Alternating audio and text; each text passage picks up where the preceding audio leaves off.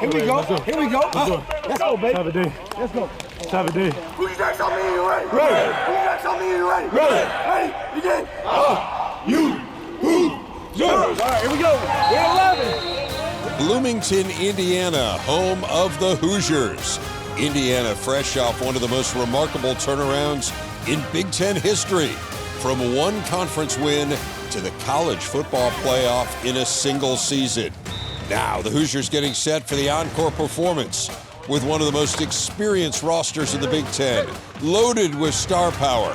Curt Cignetti's team looking for even more success in 2025. We'll go in depth with the Hoosiers over the next hour on our Indiana football training camp special now.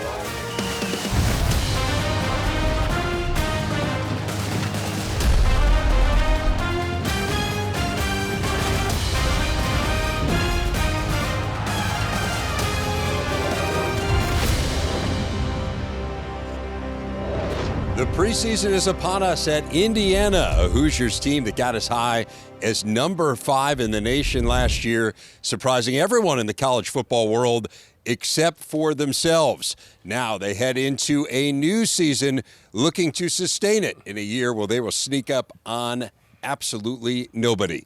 Dave Revsine, Howard Griffith, and Gerry DiNardo, and Coach, that becomes the big question here. How do you carry this forward? How does this become something that happens in multiple years rather than just 1 year? What are you looking to see here today? Okay, so you want to sustain the momentum, so you look at what your problems were last year. Coach Cignetti said their biggest problem was when they played what he calls the big boys, they couldn't hold up. That means the line of scrimmage. So they've tried to reinforce their team with people from the portal on the offense and defensive line. So we're going to have to see what that looks like.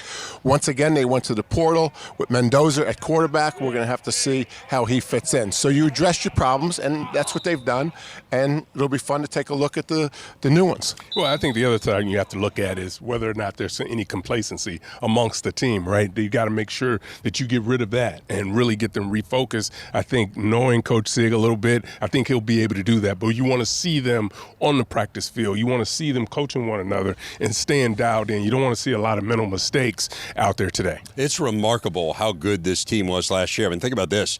They had never won double-digit games in a season. They won 11 last year. They won double-digit games by double-digit points last year. I mean, they just blew people out. And so, Gerry, I think it does kind of speak to this complacency issue. I mean, that is a major problem, at least in theory. How do you handle that if you're a head coach? Well, you handle it differently depending on your team and your schedule. And I give Scott Dolson, the AD, a lot of credit for this. Those first 3 non-conference games are wins. I mean, on paper, Indiana's going to have better players than those first 3. So how do you address complacency?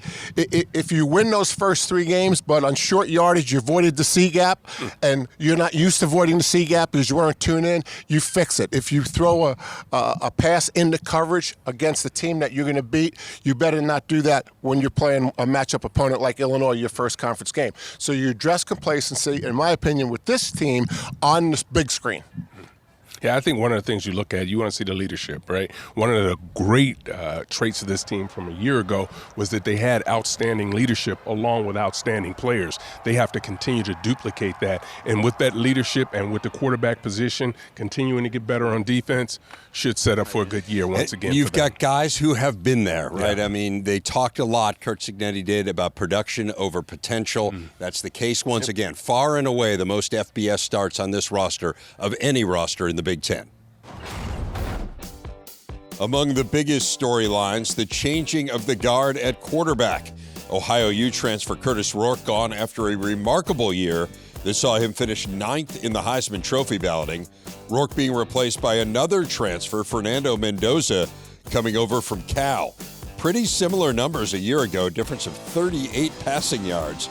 The biggest difference was protection. Mendoza sacked more than twice as many times as Rourke was. Will clearly benefit from an improved offensive line. The new QB and running back Roman Hemby with Howard. First, I'd like to get you guys' perspective about why Indiana. About why transferring here? Why Indiana? Yeah, so, I mean, Rome, amazing player, so I know he had a lot of options as well.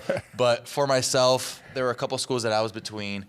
Everyone says the transfer portal process is like speed dating. And Is it? I mean, I would say so. I would say you have a lot of people hitting you up, and made me feel a little good about myself. However, I understood that I needed to find the right school, right fit to take myself and that team to their ultimate goal, which is to win a lot of games and eventually a national championship. Yeah. So within all the schools, whenever I went on the visits, I was trying to get as much information that I could. And it helped that Indiana, my little brother Alberto Mendoza was here. So I heard all the excellent, good, and the little bad that Indiana had about everything, the truth about the program. Yeah. And when I go to other schools, I thought that I fit best in the locker room here in Indiana. I was extremely impressed by the quarterback lineage they've had with Coach Cignetti, Coach Shanahan, and then Coach Whitmer coming from the NFL, developing all great quarterbacks. And they've had a lot of transfers come in 1 year and then be the conference player of the year at JMU, and amazing Curtis work last year. So I thought that I could step in that role in a year 2 offense where everybody in Indiana already knew the offense, little pieces leaving on offense, and that I could insert myself and help the offense as much as I could. How about you? And then for me, just wanted to stay in the Big Ten, honestly. I feel like it's the best conference. I'm a little biased, but, playing against this team last year, I saw that the grit and the resilience that they had. And, when I was going through my process, it was like, do I want to go somewhere where I don't know anything, or do I want to go somewhere where I know these guys are going to take the field every day, they're going to work really hard, and they're going to work to get to that main goal, and that's the national championship? Talk a little bit about how you guys, really got involved with the program as far as, really wanting to be a part of it and making yourself available and open to coming around new players. What's that process like for you? Yeah, I would say it's definitely tough at the start because, Rome and myself, I would say, as high-rated recruits, which doesn't mean anything once you step on campus. Mm-hmm.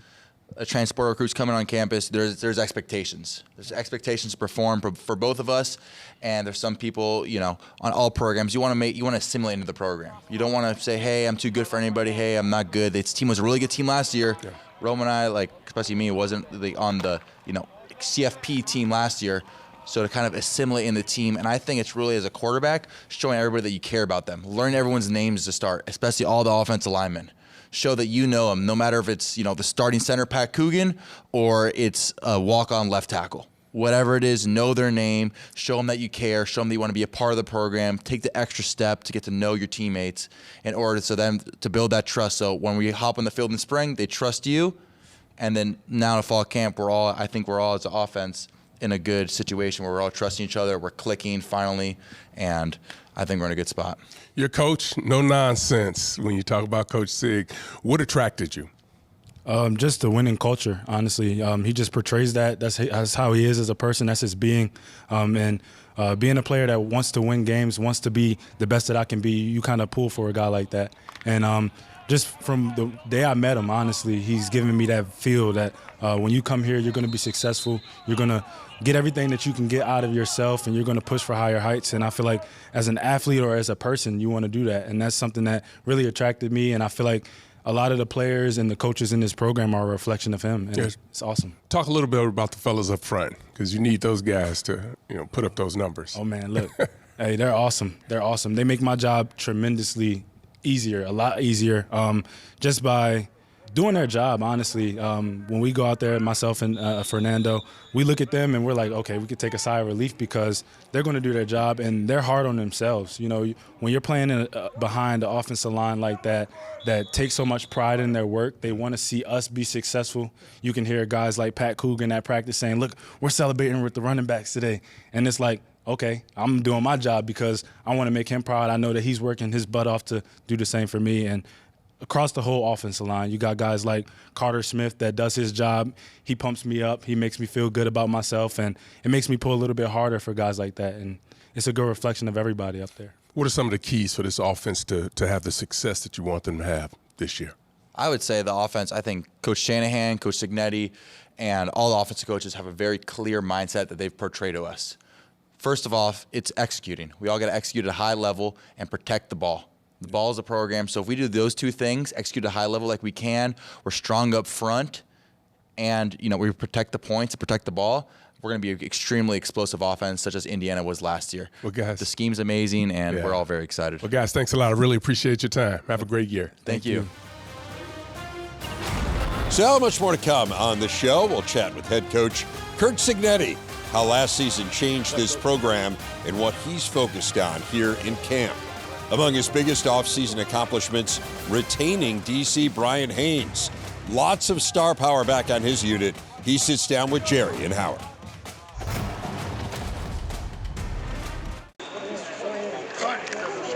Get the hands off, right? You don't have to punch it like, and that's either do a button rip or a show and go. Make sense?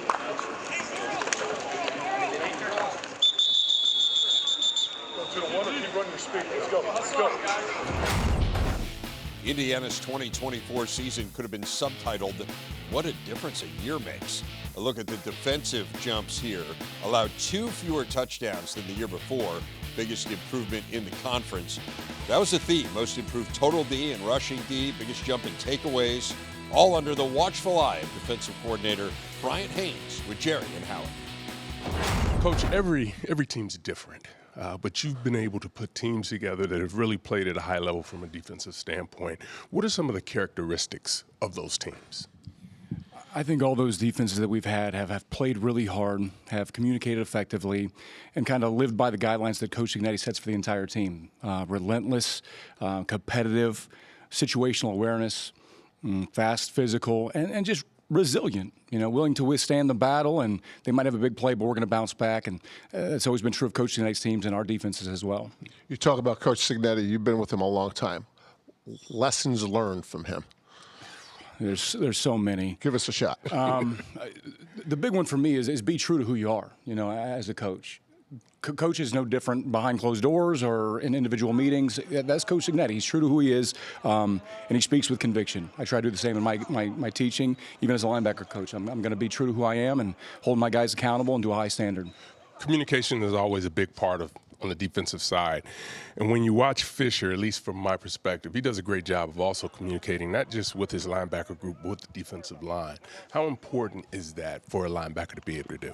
It's critical, especially in this defense. There's a lot of kind of like baked into the defense checks that we believe in. It can be hefty in terms of the content. Fish handles it well. Some of the young guys are working through it, but coordinating that front seven is what leads to the success in the run game. It's not just simply individuals beating a double team. That's hard to do. But if everything's tied together and airtight, that's when you can have success. Fish puts that whole thing together, does a great job with it, and he's just an unbelievable mind for the game. Coach Cignetti said after the season it looked different when you played the big boys. How does that translate to you in the defense? Well, I think similar probably to up front on offense. We didn't win the line of scrimmage in the way that we did against during the regular season in some of those games that we won.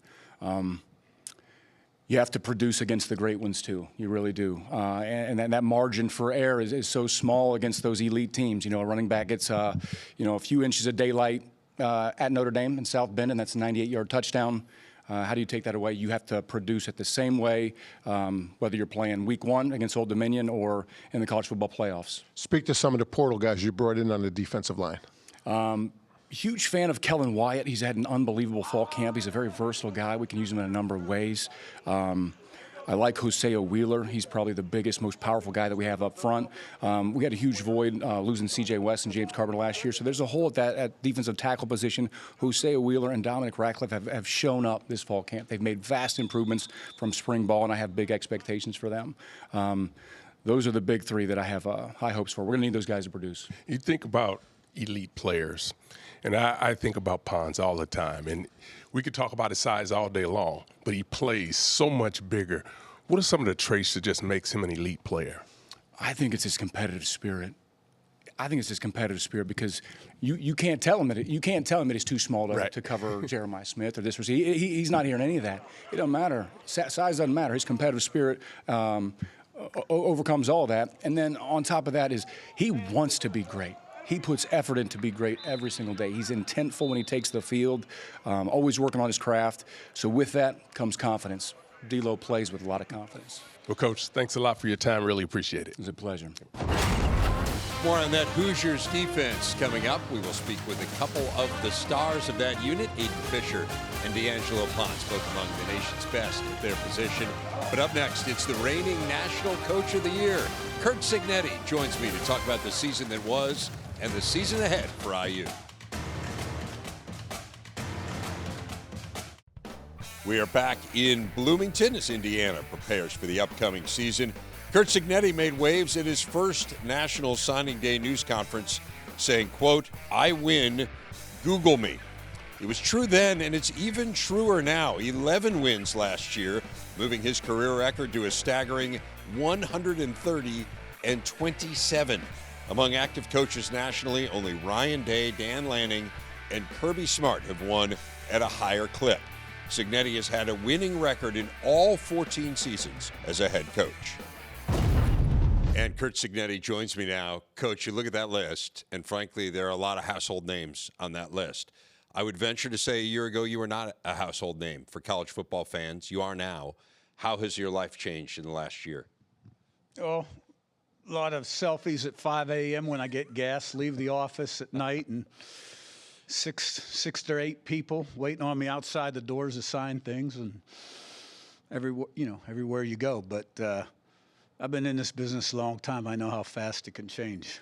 Yeah, but you have been in this business a long time, and you've grinded, and you've been an assistant for a long time, and then you were a head coach at smaller colleges, and to get that recognition for you, for your program, for your assistants and staff, players, what does that mean? It means a lot. I mean, a lot of the names on that list, those guys weren't even around when I was standing on the sidelines at West Virginia when Bobby Bowden was head coach and going in the locker room at halftime, knowing then I wanted to coach. I think it was a great thing for Indiana. Right now, the largest alumni base in the country, over 800,000. And the pride that it brought to all the alums, the fans, supporters, it was incredible. Fundraising is over the top at all levels. The entire state just really went crazy. And, there's a lot of diehards that have been here a long time. And, they wanted to go out to the Rose Bowl because they haven't been there since '67 just to make the trip. I said, you're going out there to kick their what. So, mentality's changed a little bit, but, everything's earned, not given. You got to do it again. But and it's in the books, and there's improvements that can be made. Well, I want to talk about those improvements, but before we leave last year, do you have a fondest memory? Is there like a snapshot in your head of a moment where you're like, wow, this is pretty cool? Well, I think at the end of every game, after you shake the opposing coach's hand and start to head toward your locker room, and president's there, the AD, my wife, and then going and celebrate, with the kids. And, those are great moments. We didn't even trail until we went to Michigan State. What was that, the 10th game of the year or 9th? Fell behind 10-0 and scored 47 straight on the road. At that moment I was thinking, wow, what's going on here? So a lot of good moments, hard to pick one. How do you turn the page, to your point of needing to do it again? That's life. You got to turn the page every day. Every day you start over. And you got to seek constant improvement. And if you're not striving, someone else is. And he's getting better and you're getting worse. So you got to get better every single day. Anytime you start over with the football team, it's ground zero. It's like building a house. You start with the foundation, winter program, spring ball, fall, summer program, fall camp, regardless of what your record was the year before or how many years you've been there. So, we're not looking to sustain anything, that's for darn sure. We're looking to improve, always looking to improve. And, today was practice 7, and I see improvement. I see improvement in our tempo. We're playing faster. We're getting snaps off sooner. You're getting more reps in the drills. And the thing about tempo and practice, it makes people think quick, coaches and players. I see better execution. I see better competition. Still not perfect. And, there's probably 6 guys out today that'll help this football team, little bumps and bruises. So it's a process. We're very process-driven. Standards, expectations, blueprint plan. You got to change the way people think, form the intangibles on your football team, get everybody thinking alike. And the continuity on the staff's been extremely important. For me, I got Bryant and Mike been with me 10 years plus. Hired those guys as part-time coaches, D2 level for under 10,000. Our Big Ten coordinators do a great job. Other guys on the staff too. But when you've been together that long, familiarity, you got to make sure that doesn't breed, relaxation too, complacency. And that's my job, to make sure that everybody's working hard to get better, find the edge. This business is all about finding the edge. Margin of victory is very slim in this business. And you got to work hard to find the edge every day in whatever area that might be. And, you got to organize your day, and it's called purposeful preparation, things that matter. And then you got to have the organizational discipline to execute the plan. So far, so good. I think with adults, it's easier to keep them from getting complacent than younger people. So what's the message to the team? How do you get them to realize, hey, it's a new year? I don't even go down that road, to be honest with you. We set the standards, our way of doing things, the expectation level, and the accountability, and everybody's got to meet the bar. And, if they can't meet the bar consistently, then they're at the wrong place. And how you do something's how you do everything. So, we're always pushing guys. We're never satisfied. It's how we play the game, too. And, when you have that kind of mentality and you prepare properly, 99% of this game's between your ears, anything's achievable. I firmly believe that. And I go to practice right now. I mentioned the areas I think we're getting better at. Now we've got to get everybody to kind of play one play at a time, 6 seconds of play. Every play got a life and history of its own, compartmentalized, nothing. You do that, you play your best ball at the end. Fast, physical, relentless, smart, disciplined, poised, not affected by success, not affected by failure, never satisfied, never, regardless of the circumstances of the game, until you go in the locker room. Okay? You develop that kind of mentality, then you're going to have an edge. You're going to have a real sharp edge.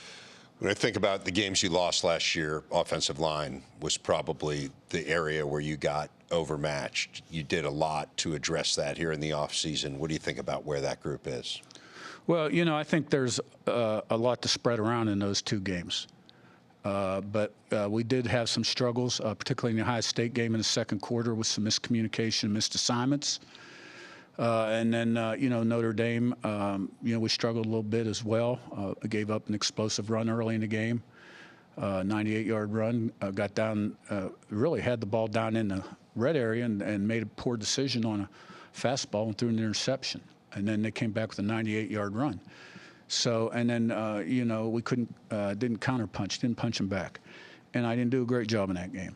But in regards to the offensive line, we've got bigger bodies, more experienced guys that have played football at this level and played well. And I think our line has a chance to be real good. You have said that you build your offense around the skill set of your quarterback. So what's the skill set of Fernando Mendoza that you're building around? Well, you're fixing to find out once we start playing. I'm not going to give away all the secrets right now.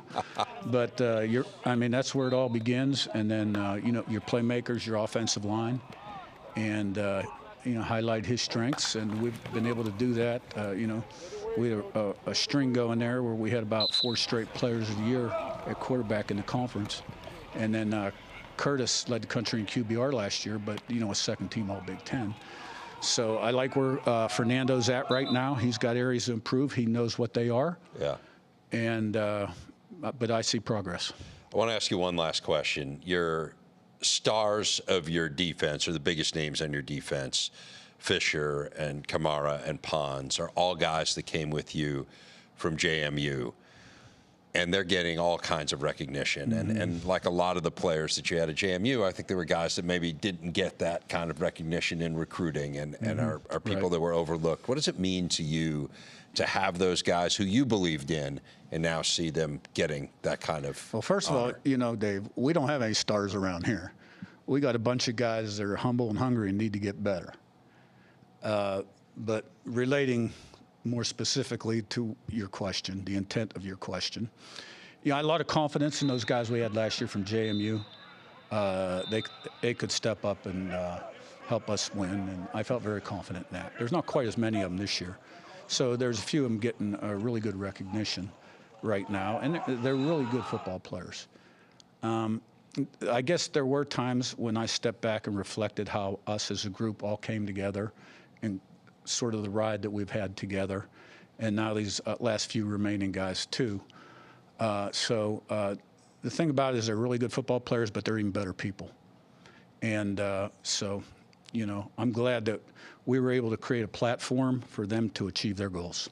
Curt Cignetti, thanks, Coach. Appreciate it. Appreciate it, buddy. Offensive coordinator Mike Shanahan stops by next. New QB, overhauled running back room, plenty to discuss, and he will do that with Gerry coming up.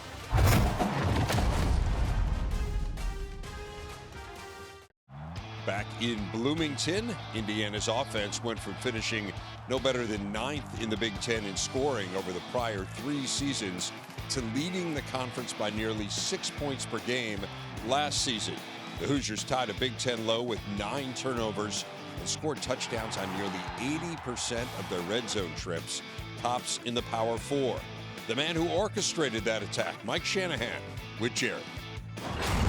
Coach, let's start with Fernando Mendoza. How is it different recruiting a portal quarterback and a high school quarterback? Well, I think with the portal guys, you're able to, a little bit sell them on, what we've been able to do production-wise with the quarterbacks in previous years in the system. And the nice part is we were able to adapt what we do offensively to that guy's strengths.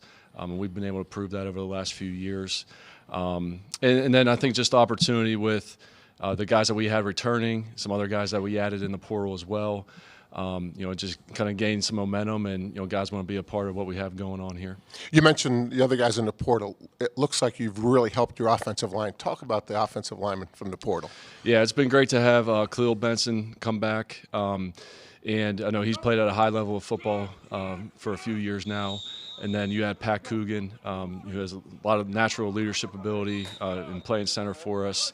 He does a really good job, getting everybody on the same page up front, and played a lot of football for a very good program last year. So we were excited to get him back as well. Yeah, part of what Coach Cignetti has said during the offseason is that it looked a lot different when we were playing the big boys. Yeah. How does that translate to the offense? Yeah, we got to be better. Kind of plain and simple. We got to execute better. Call better plays, throw and catch better, block better, run the football better. And I think we've added some things this offseason schematically to help us when we do play, those teams. And I think everybody realized, after going through it in a little different scenario than maybe in previous years, what it takes. And I think that's the focus, just moving forward and preparing each and every day for moments like that throughout the season. You coordinate the offense from the wide receiver position, which is a little different than most coordinators. How did that come about? Well, this is going a few years back. An opportunity came open when I was with Coach Sig, and I went to him and talked about it. And at the time, he hired Coach Nasseri, a quarterback coach that's been with us for the previous years, and we just had good rapport. And Coach Sig is very heavily involved in the offense as well. So between all of us in the offensive staff room, we just felt like it made it work, and it really gives the quarterback coach, and Coach Wimmer is also the pass game coordinator, gives him a little extra time to spend with those quarterbacks in the meeting room and out on the field, and I'm able to lean on him to help coach the receivers also out there, whether it's practice or on game day. So we found a nice niche, and looking forward to going through it again this year. You've been with Coach Cignetti a long time. How does he interact with you offensively, game plan-wise? Yeah, we're always bouncing ideas off of one another, and I think that's the nice thing about not only me and him, but our whole offensive staff. We put it all together, and he is very involved in that process, which is great. He's been doing this a long time, has a really good offensive mind. He's just like another one of the coaches in there, and I think the one great thing about Coach is he's always striving to find new things, find ways for us to improve, like we all are, and so every idea that we have, we're able to throw it up on the wall, see what sticks, and then go out there and let the players go play fast and execute it. Appreciate your time, Coach. Thank you. Thank you. Shanahan's offense the most improved in the country last year when measured by scoring output. Went from 103rd in the nation in scoring in 2023 to 2nd last season. Their 37 rushing touchdowns were the most in the last 50 years for Indiana. Really was an amazing transformation offensively last year, guys, and now they try to build on it. If there's one area where they felt like in reviewing the games that they lost, they were deficient. It was the offensive line. So I think we need to start there. What did you think of that group, Coach? Right. Coach Cignetti said it looked different when we played the big boys. So how do you address that? I think what he's saying is you have to get better at the line of scrimmage. I'd say they really hit some home runs in the offensive line in the portal. This is a good offensive line. It really is. When you start to think about, how do you take that next step? And, in this conference, it all starts up front. And it's not that you can't go out and recruit guys at a high level because they can do that, but you need guys that are ready to go right now. So going into the portal was really a huge benefit for them. So it all starts up front. But then when you start to come back from there and start to look at some of the skill positions, this is a dynamite team. Yeah, I want to get into that. You mentioned, though, the offensive line, the portal guys. I mean, Pat Coogan really stood out to me, not just because he's obviously a really good player, but at the beginning of practice when he's breaking them down and he's the guy kind of giving the motivation to get them going for that day. It speaks to the leadership that he brings as well. Okay, let's talk about the skill position guys. They were so talented a year ago. Elijah Surratt turned into one of the best wide receivers in the Big Ten. Yeah. Omar Cooper was a big play guy. Mm-hmm. The running back position was solid. What do you think of everything around the quarterback? When you start to think about the wide receiver group, this is a talented wide receiver group that's out there outside of, the Jeremiah Smiths of the world. But since it's only one of him, when you start to look at some of the other guys, this is an unbelievable group that, as you already mentioned, can make big plays, can hit the home run, and you couple that with the run game, Coach, and this is a really talented offense. Right. Roman Hemby is as big of addition as all three of the offensive linemen. We've watched him at Maryland. I think we've all thought he was a very good player. I think he's a perfect fit for this offense. It was a great get in the portal for him. Speaking of portal gets, I think we should wrap it up by talking about the quarterback, Fernando Mendoza. Impressive young man. We all got a chance to visit with him, a great personality. That only gets you so far. You need to produce on the field. He certainly did that at Cal. What did you think of what we saw from him today? Well, the first thing jumps out is when Howard visited with him. He's got a great presence, right? You won't know if you've hit a home run with a quarterback until he has to win a game and he brings the team down the field and wins the game. Everything else is speculation until he has a chance to do that, until he does it. If he does it, they hit another home run. But one of the things that you can see, and obviously we saw that today, you talked about his presence, but also how other people are following, right? He can go out and make all the throws that he needs to, but his leadership qualities are something that we get to see behind the scenes. So I think they've absolutely hit a home run from that perspective, but you still have to go out and produce on the field, and I'm sure he'll be able to do that. Yeah, big arm, really looks the part, yeah, and sure. He had an impressive practice, and pretty cool that he's sharing a quarterback room with, among other people, his brother. And he's in a house, too, and he's buying all the food, too. Yeah, well, as well he should be. He's a graduate. Turning back to the defense next, the Hoosiers with all-American caliber players at every level of that D. We'll chat with two of them, Aiden Fisher and D'Angelo Pons, next.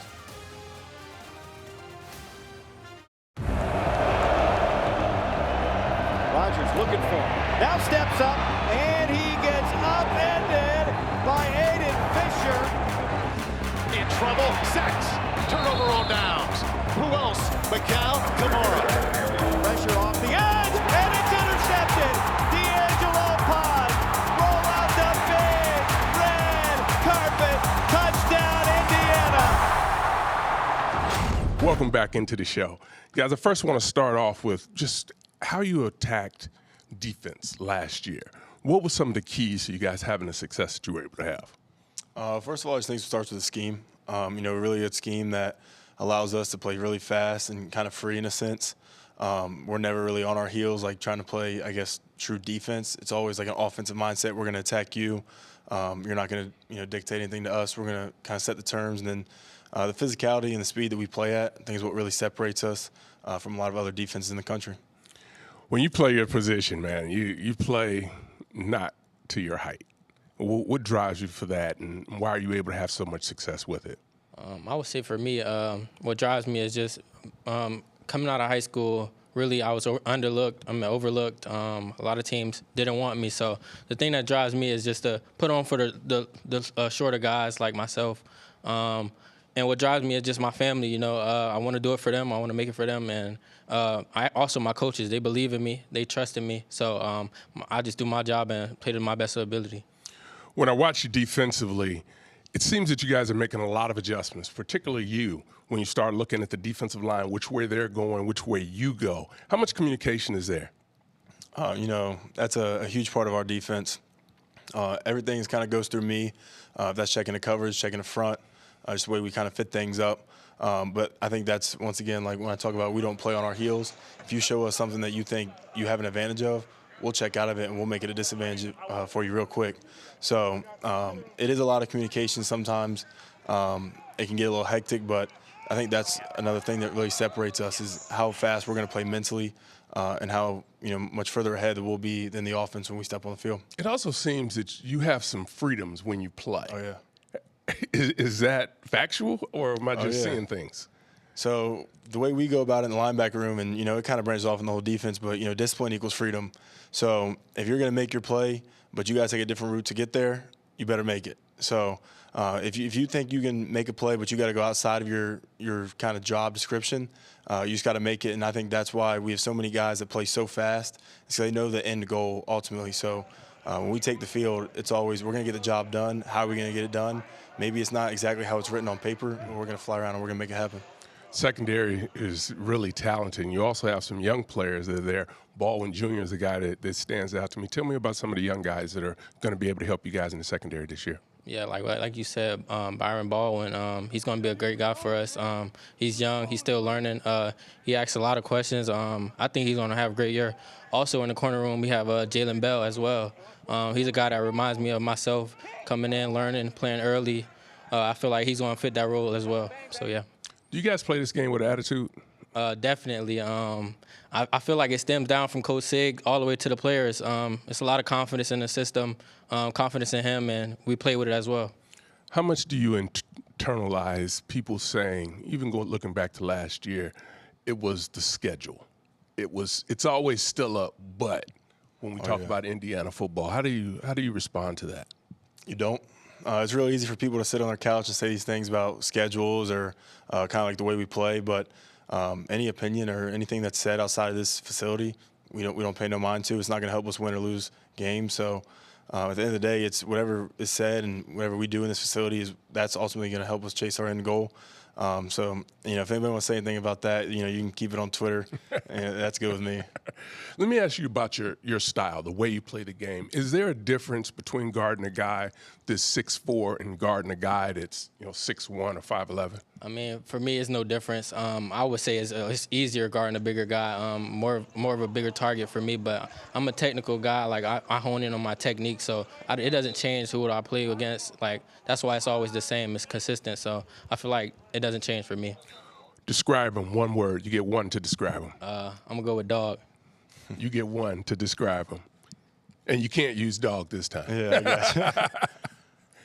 I gotta go with relentless. I know it's a big theme in our program, but like you watch him play, he's gonna put it on tape, and that's the word for me. Well, guys, I really appreciate your time. Have a great year and continue to play well. Thank you. Indiana led the nation in rush defense last year, giving up just over 81 yards per game.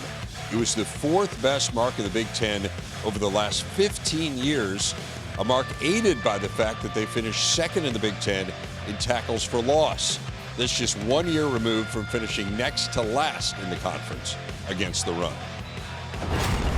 It's amazing, guys. I mean, a defense that improved by leaps and bounds, much as they did offensively. But to go from 98th in the nation in scoring defense to 6th in 1 year, I mean, you just don't see jumps like that, particularly with a brand new staff and almost an entirely new team. So now the question is, can you keep it going? And one of the things, and I want to go back to last year when we were here and watched him practice, what jumps out is the ability to communicate. This coaching staff does an unbelievable job of being able to do that.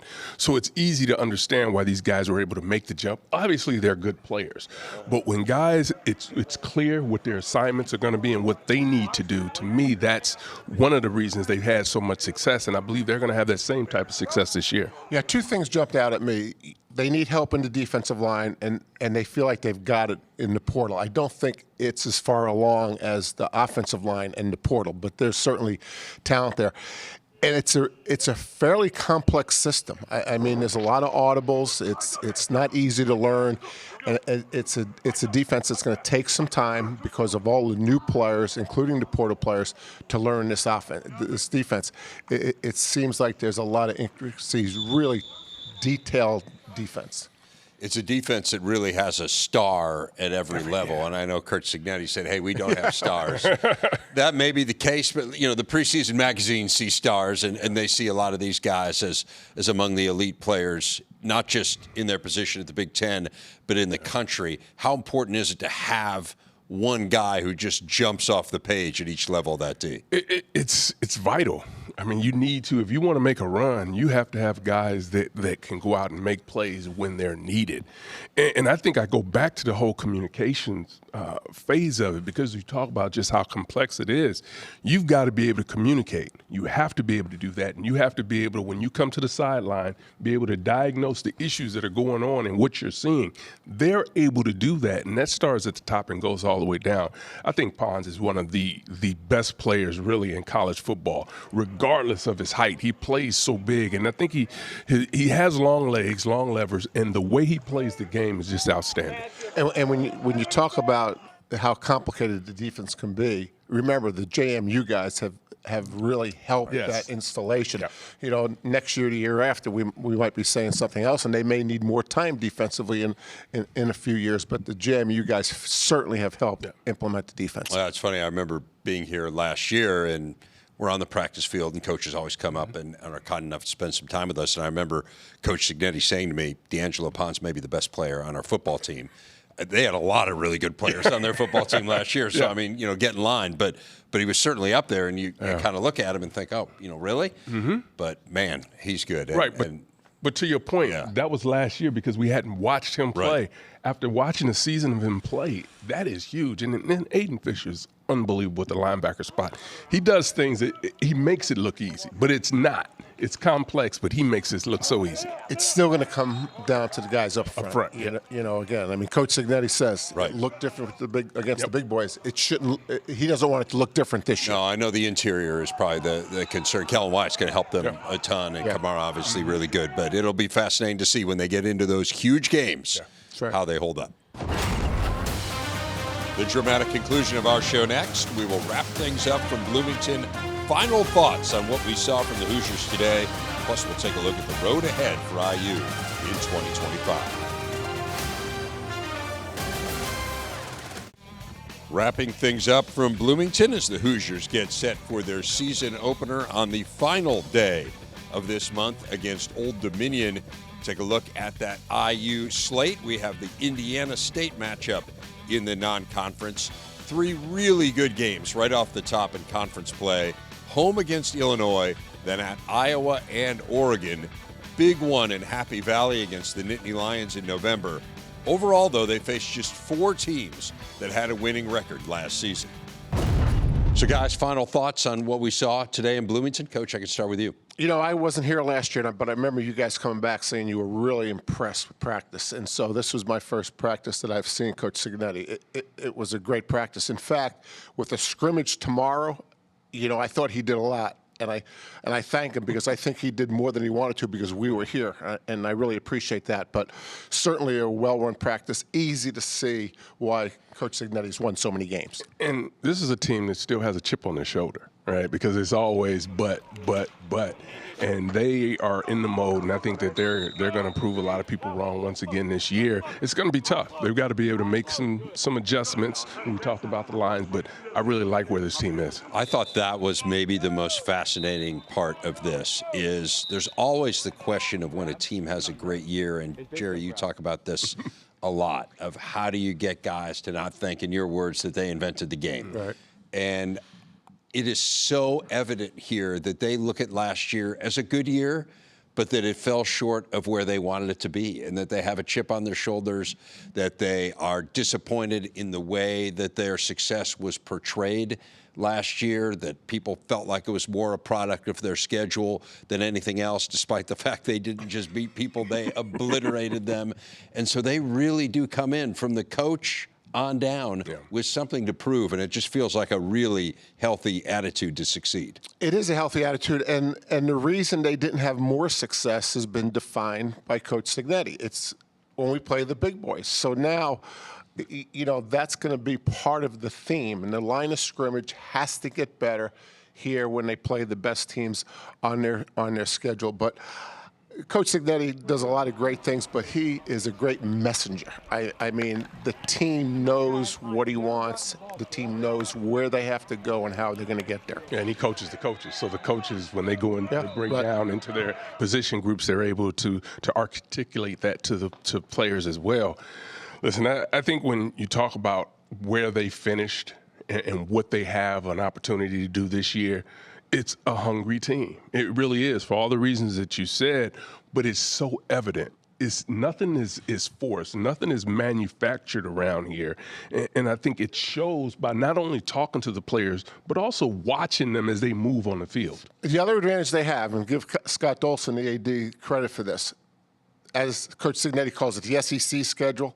I mean, if they are maybe complacent, maybe they're not off to a fast start, those first 3 non-conference games are winnable games, obviously. That's why they were scheduled. And so he has three games before they play a very good expected Illinois team. So the schedule really helps him address anything the first 3 games that maybe he couldn't get addressed in camp. The first 3 games of the season are not the toughest games in the world, but those first 3 Big Ten games, probably 3 of their 4 most difficult Big Ten games, at least on paper. And again, you never know what the season's going to hold, but they're going to have to be ready when conference play starts. We are ready to head to West Lafayette. We're going to check in on the Boilers coming up next, trying to rebuild under first-year coach Barry Odom, a completely retooled roster. Very interested to see what we will come across in West Lafayette on our journey. Thanks to everyone here in Bloomington, to Jeff Kegg and Greg Campbell and everyone on the outstanding SID staff. Thanks for all of the Hoosier hospitality. Always a really fun visit. We'll see you down the road at Purdue.